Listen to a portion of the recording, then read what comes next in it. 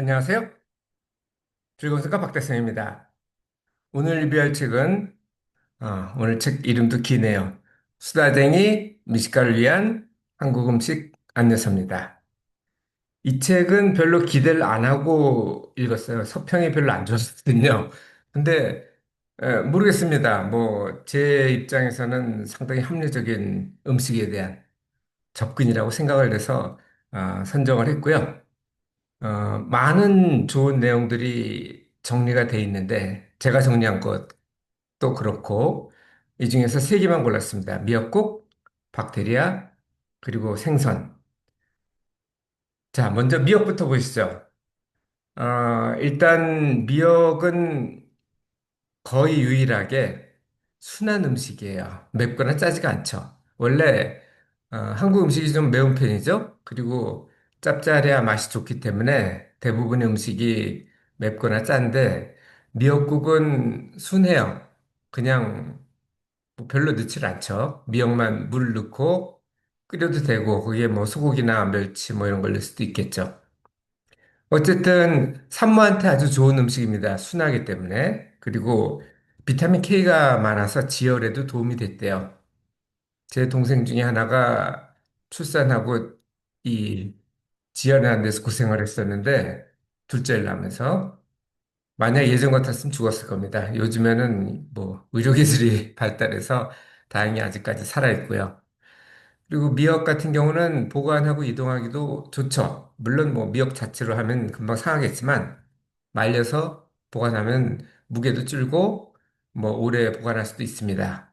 그리고 산모가 먹기 때문에 또 생일 때 먹기도 하죠. 그래서 해조류를 먹는 문화는 뭐 이 서양은 요즘에 시작했고요. 동양은 예전부터 있었는데 우리나라 같은 경우 고려 시대부터 먹기 시작했죠.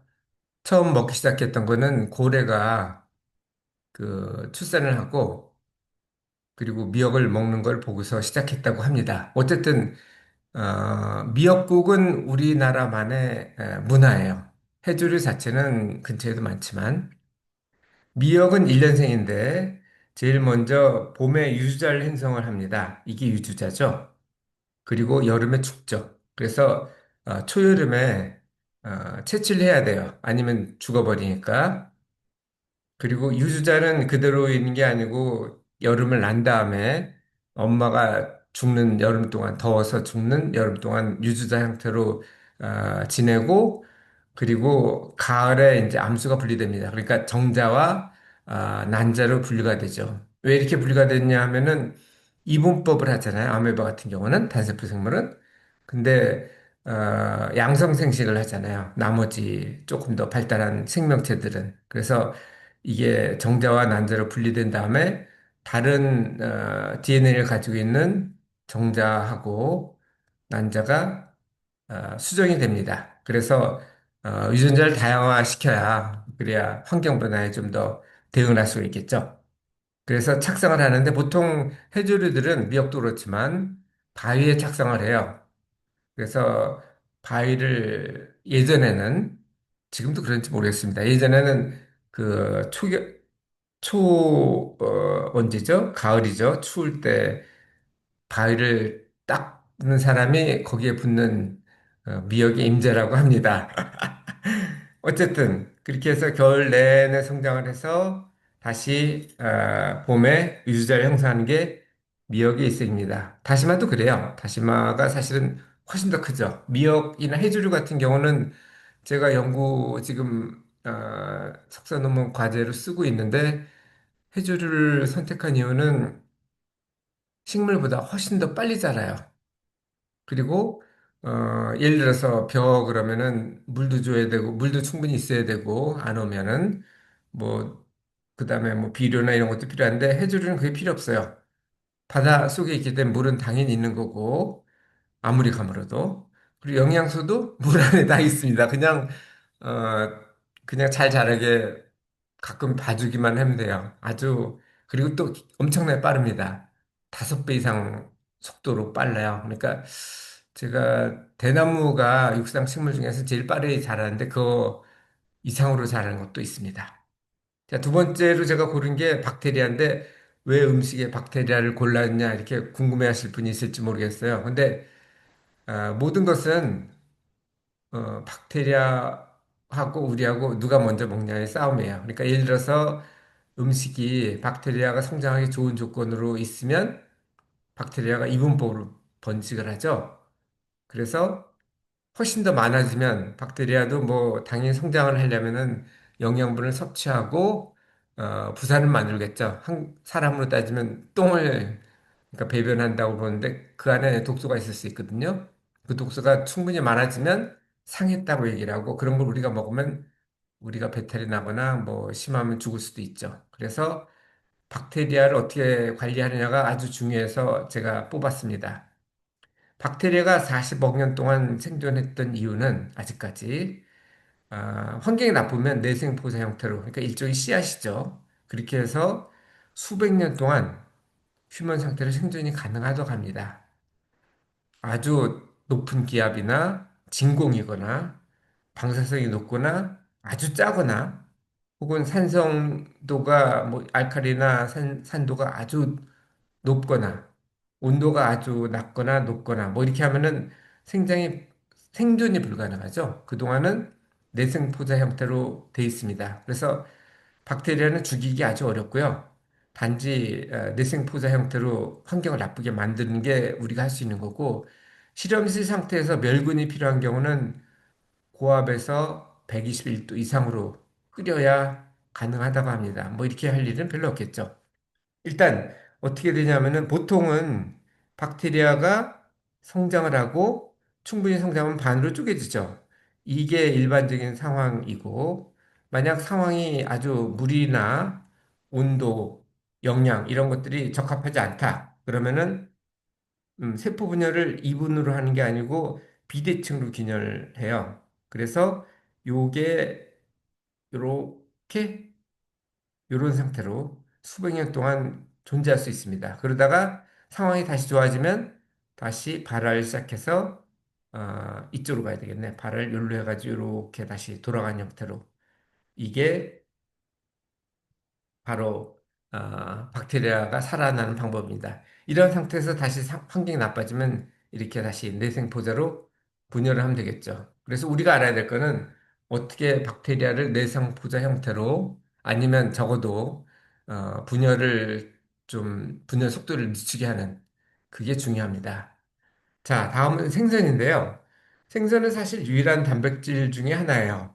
왜냐하면은, 물론 뭐, 왕족이나 귀족 같은 경우는 잘 먹었겠죠. 하지만, 조선시대 같은 경우는 소 도축을 금지했어요. 왜냐하면, 소는 쟁기질을 하잖아요. 그래서 농사용으로 쓰기 때문에 소는 잡는 거를 뭐, 죽기 직전이라든지 아니면 뭐, 어쨌든 그런 경우 말고는 그런 것 좀 먹기도 그렇죠. 도축을 금했었고, 돼지와 닭 같은 경우는 먹이 경쟁을 하죠. 우리 먹을 것도 없는데, 그때는 먹을 것이 부족했잖아요. 얘네 먹이로 쓸 수도 없었고, 가능했던 게 개와 염소 정도였어요. 개나 염소는 먹이를 안 줘도 자기들이 그냥 풀을 뜯어 먹거나, 소도 풀을 뜯어 먹긴 하죠. 하지만 염소는 농사용을 안 쓰니까 잡아먹을 수 있었고, 개 같은 경우도 자기가 보통 해결을 했습니다. 왔다 갔다 하면서 잡식성이기 때문에. 그리고 특히 섬 같은 경우는 음식이 부족한 경우가 많았는데, 해조류나 이런 것들을 바닷가에서 먹고 해결을 했다고 해요. 그러니까 개고기나 염소고기 먹는 거에 대해서 뭐라고 할 필요는 없다고 저는 생각합니다. 이 생선은 좀 단백질이 달라요. 그러니까 그 콩단백질, 식물성 단백질도 있지만 동물 단백질 두 개가 좀 차이가 나죠. 성분도 차이 나지만 미세 성분은 뭐 밝혀진 건 아직 없지만 더 차이가 난다고 생각합니다. 성분 차이도 있고 그다음에 밀도 차이도 있죠. 예를 들어서 고래가 포유류잖아요. 원래 허파로 숨을 쉽니다. 그리고 숨을 쉬기 위해서 주기적으로 해수면으로 올라와야 되는데 만약 좌초가 되면 해변가에 있으면은 죽어요. 왜 죽느냐? 허파로 숨을 쉬는데 왜냐하면은 물속에 있으면은 중력하고 부력이 서로 상쇄돼 가지고 체중이 커져도 허파가 안 찌그러지는데 이게 물이 바깥으로 나오면은 체중 때문에 허파가 찌그러집니다. 그러니까 숨을 못 쉬어서 질식사를 하게 되죠. 어쨌든 그 생선은 해산물들은 밀도가 좀 낮습니다. 밀도가 낮기 때문에 소화가 잘 된다는 장점도 있지만 반대로 부패도 빨리 돼요. 우리가 소화가 잘 된다는 거는 박테리아도 영양 성분으로 빨리 분해할 수 있다는 얘기가 되겠죠. 그래서 제일 먼저 물론 뭐이 소고기나 돼지고기 이런 것도 다 마찬가지지만 물기 있는 걸 제거를 해야 됩니다. 그게 피, 내장, 아가미 이런 건 잘 안 말르죠. 그걸 제거하고 소금을 넣으면 박테리아가 생존하기 좀 어려워지죠. 염도가 높아지니까 해수 정도로 절여주고 3시간 정도. 그리고 강풍으로 말려주면 됩니다. 이게 뭐 바닷가 같은 경우는 자연적으로 혹은 지형적으로 어, 강풍이 불 수도 있어요. 예를 들면 여름에는 지금이 여름이잖아요.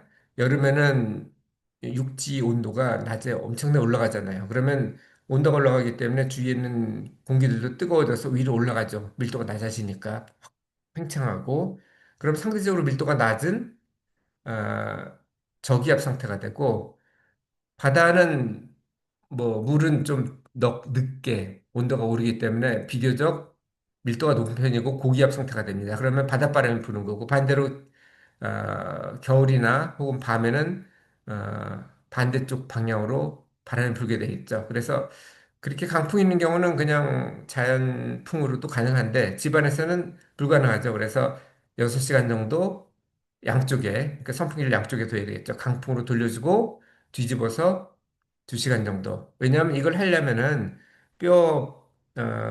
그러니까 내장하고 아가미를 제거하고 반으로 이렇게 쪼개줘야 부피가 늘어나잖아요.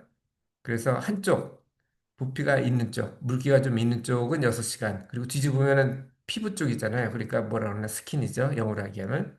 그쪽은 2시간 정도 이렇게 돌려주면 됩니다. 중요한 거는 수분을 아까 얘기했지만 7% 이내로 줄여줘야 박테리아가 활동을 못합니다. 그래서 장기 보존하려면 그렇게 하셔야 되고 그렇지 않다 하더라도 숙성을 한 5일 정도 하면 맛도 좋아져요. 왜 좋아지냐면은 단백질이 어, 약간 박테리아의 힘을 빌리는 거긴 한데 어, 분해를 하거든요. 아미노산으로. 아미노산이 원래 맛있죠. 소화도 잘 되고. 그런 형태로 처리를 해야 됩니다. 자, 이 내용은 제가 다음 카페 3334번에 정리를 했고요. 이 책은 제가 아까도 말씀드렸지만 서평과는 달리 상당히 좋은 내용들이 많았습니다. 그래서 한번 읽어보실 것을 권해드립니다. 이상 오늘도 즐거운 순간 박달승이었습니다. 감사합니다.